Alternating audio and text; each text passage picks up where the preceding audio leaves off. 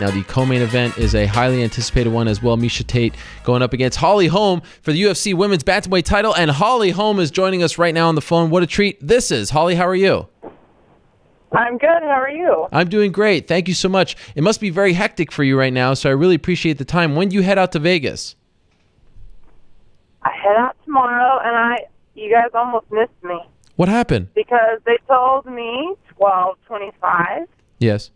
Which is 1:25 for me. Right. And I literally waited for you guys. I'm going to give you a hard time. Okay. And then I went and got my blood work done, and when I left, I literally got in my car right when you guys called, so it worked out. Okay. But I will give you a hard time that I waited for you guys earlier. I do appreciate it. Although it's you're 2 hours behind, right?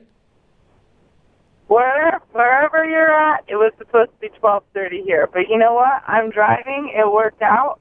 I just had to kind of call you out. Okay. There might be some miscommunication there, so I apologize for that. Please don't hate me. I'm just messing with you. We're fine. Okay, I can't live with Holly Holm hating me.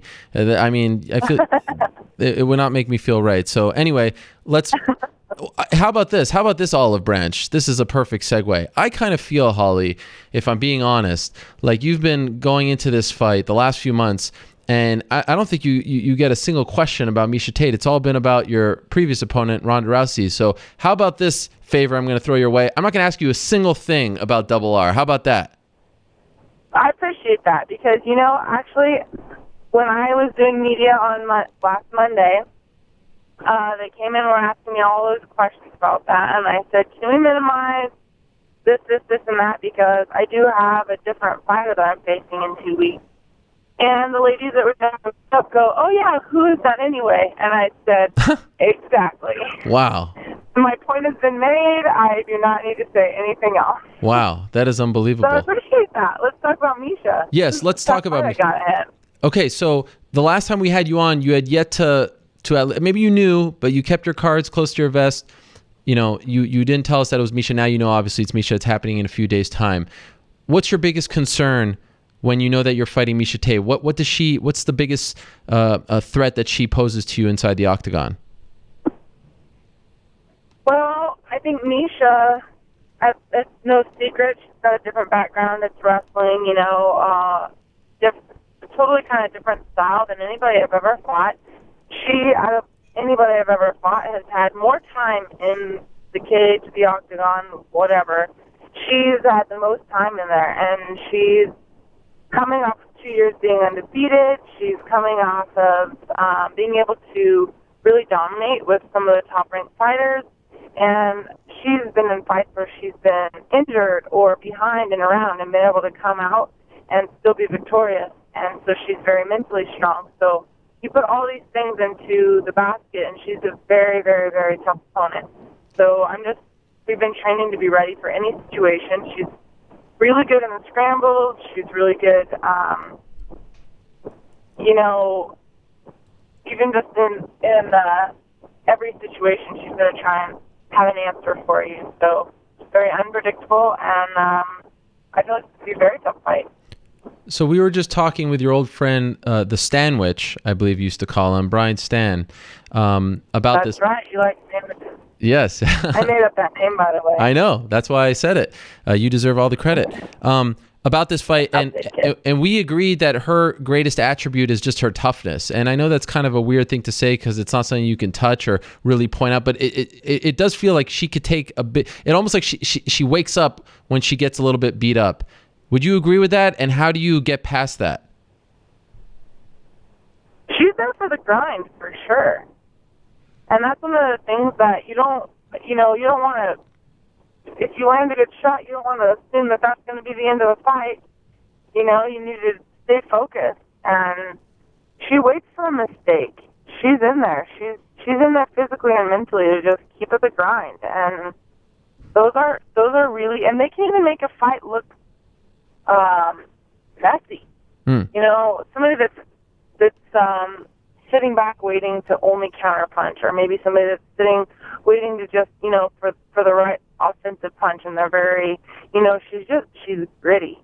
And that makes it hard to make, a real clean fight. That's hard to control, that type of a fight. It is. I think that it's her strength is her grittiness for sure. Back in November, you talked about how you used to cry in the car and it was an emotional roller coaster. Is it the same this time around? Are you feeling those same emotions, or is it different now? It's a little different because I feel like every fight is different, and I try not to compare them. Trust me, there's been plenty of days for tears on this one as well. Uh-huh. But it's it's a different feeling. I think it's a different feeling even for other people to watch for this fight. I never compare. There's been fights in my career where I was so emotional, and then soon enough, then it's over, and the next fight is a different kind of emotion, and I just really don't compare the two of them. You can't. And the emotions are different for this fight because this is a different fighter. This is a different fight. But that doesn't mean I haven't had emotional days in the gym. Doesn't mean I haven't cried in my car at all. Just different. All right, so are you the solo crier, or do you cry to your husband, your coaches, or you just prefer to do it by yourself? What kind of crier are you? I don't plan it. It just happens. Okay. And I might be by myself, and I might be in practice, but I'm not the type that waits to talk to someone and then okay, now I'm going to talk about it and let it out. If it's there, just let it out and be done with it. John was actually laughing at me the other day because I was talking about just the emotion of a fight, and some tears started coming, and I was like, hold on. I took a deep breath, let it out, and he starts laughing. He was like, it's funny, they just come the drop of a hat, but then in 15 seconds you'll be fine again. I'm like, I just got to get my composure sometimes, just let it out, and then let's keep talking. So sometimes it's just a quick little one, my emotions get the hang of me, and I think, all right, chill out, I'm all right. No denying things are different now. You're a big favorite going into this fight. You're the champion. The bullseye is on you. Do you sense a difference? Is it different being the hunted as opposed to the hunter?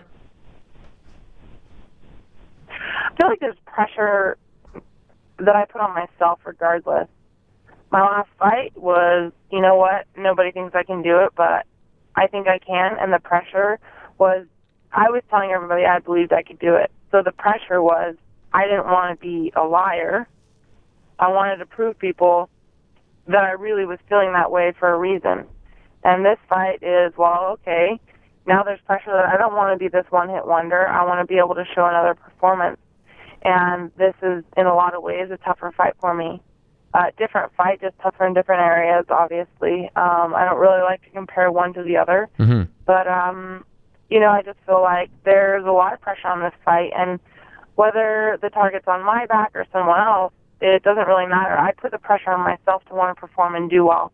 Because at the end of the day, I want the victory. Whether I'm the underdog or the favored one, doesn't matter to me. At the end of the day, I want the victory. So I put the pressure on myself.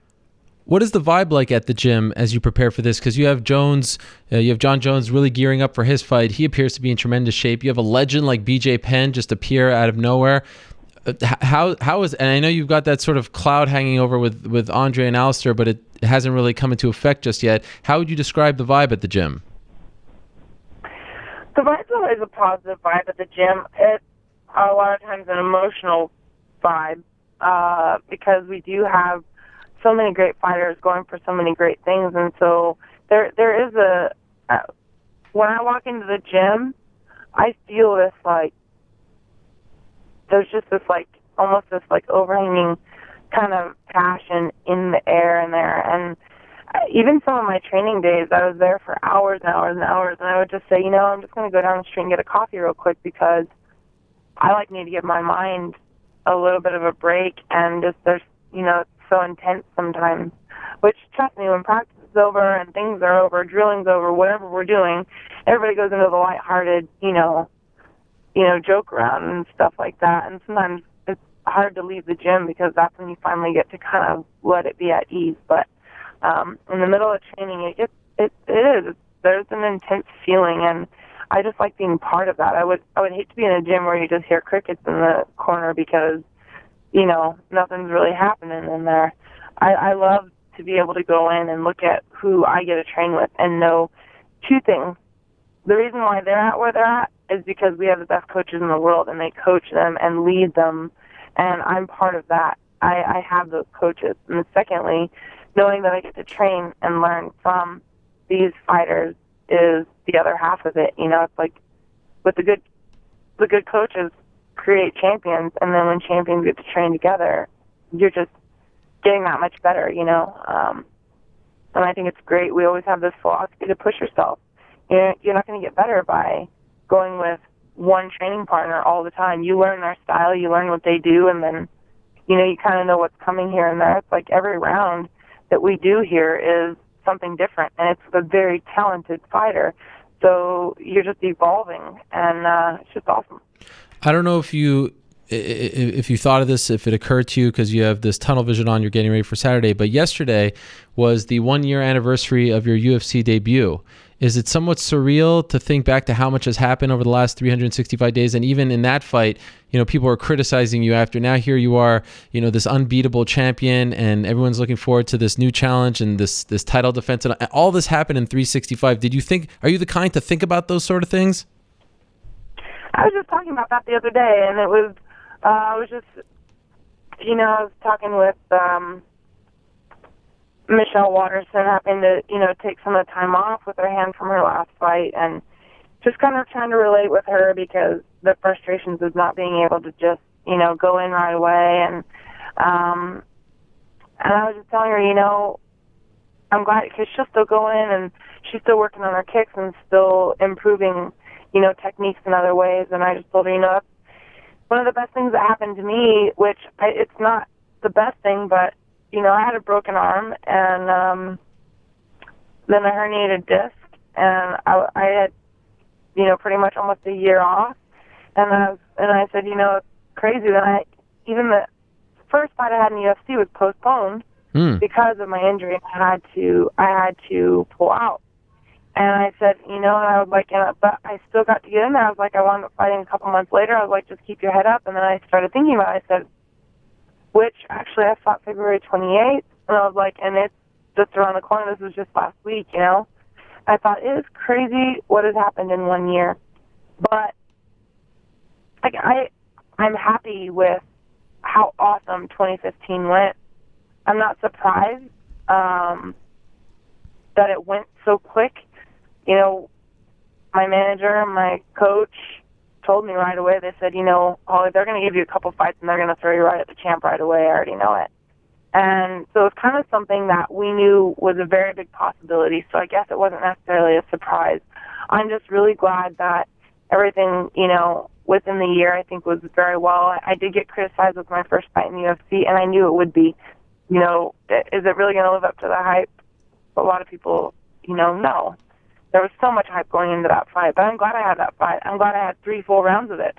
I'm glad I had 3 full rounds with Marion Renato. If I would have had a 14-second knockout with one and a 34-second knockout with the other, I don't feel I would have been mentally prepared to go into the title fight for 5 rounds. So I feel like everything just kind of fell together in a great way, and it was good for me. I'm excited to see what 2016 has. Hopefully it'll be as exciting as 2015. I had a lot of fans upset on your behalf last week when they were like, what? The title fight is the co-main event and the non-title fight is the main? I got the sense, and I'd love to hear your take, like Conor fighting Nate Diaz, that's great for you. More attention, more pay-per-views, all that stuff. Are you bothered at all by the fact that you're not the main event? No, I've never had a preference of if I'm main event, co-main event, first night, second fight of the night.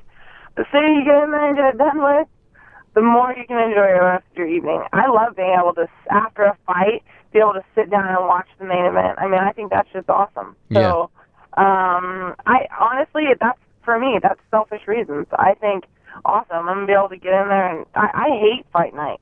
I hate it.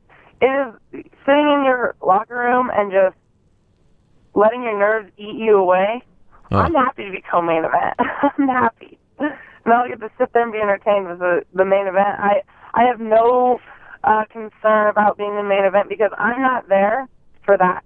I'm not there to say I'm main event. I'm not there to be, for what is the main event? The main event is people. That's who's headlining. It's for media. It's for the, for me, it's like I'm here to fight, and I'm gonna have to fight Miesha Tate March 5th, whether it's at 5 o'clock, 7 o'clock, 8 o'clock, 9 o'clock, 10 o'clock. Doesn't matter to me.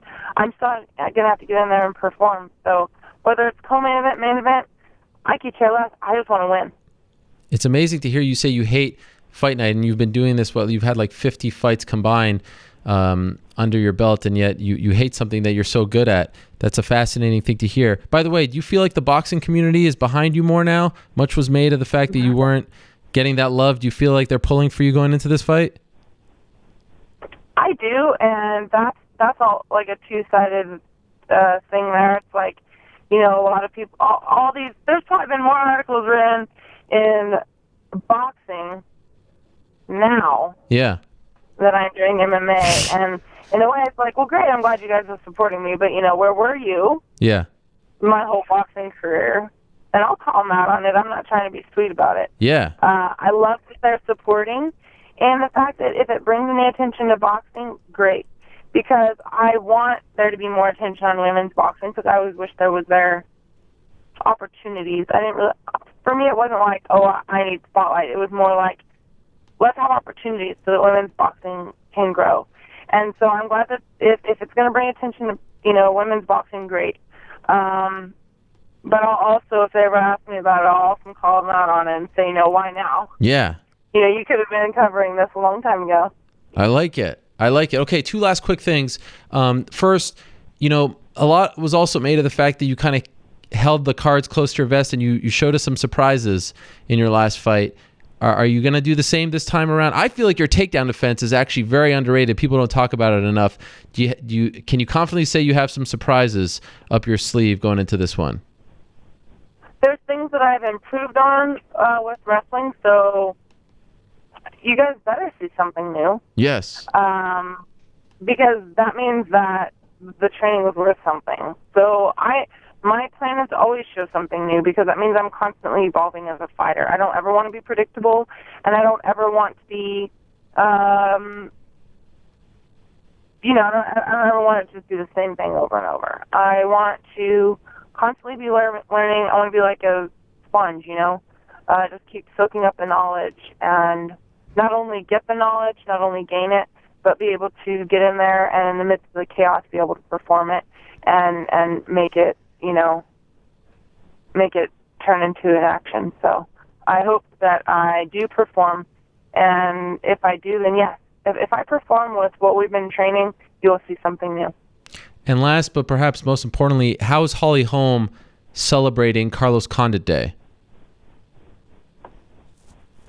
You know what? I think he's actually in the gym, and I just pulled up, and I'm probably going to have to walk in and talk to him. Did you know today's Carlos Condit Day? When we left, I got a text. I didn't know until I left the gym, and I got a text about it. And he was actually sitting in the gym when I had left, and it's very special. So, it's once every 4 years. He got it after he beat Nick Diaz. February 29th is Carlos Condit Day in Albuquerque. He got a day, you got a month. But this is a big day, and I hope you guys are celebrating responsibly, but also showing him the love. I am going to show him some love, because I'll tell you what, Carlos has been one of those teammates and friends of mine for a long time. We've started here, and really, he's been one of the main people that have been around since the beginning that I've been able to look up to and really get inspired from. I mean, if you can't get inspired from watching a Carlos Condit fight, then you're a dud. I feel like Carlos is he shows versatility in fighting, and he shows heart, and that's just his fighting. That's not talking about how great he is as a husband and a father and a teammate and a friend, and he deserves more than a day, I'll tell you that. Very well said. Holly, I hope there are no hard feelings. I'm sorry for the mix-up. I'll take that one on the chin. No hard feelings, but I just, me. Oh, I yeah. Give you a hard time. Tell it like it is. I appreciate it. Best of luck to you. Thank you so much for the time. I really appreciate it, and we'll see you out there in Las Vegas. I'll see you out there. Have a good one. Okay, there she is, the UFC Women's Bantamweight Champion, Holly Holm.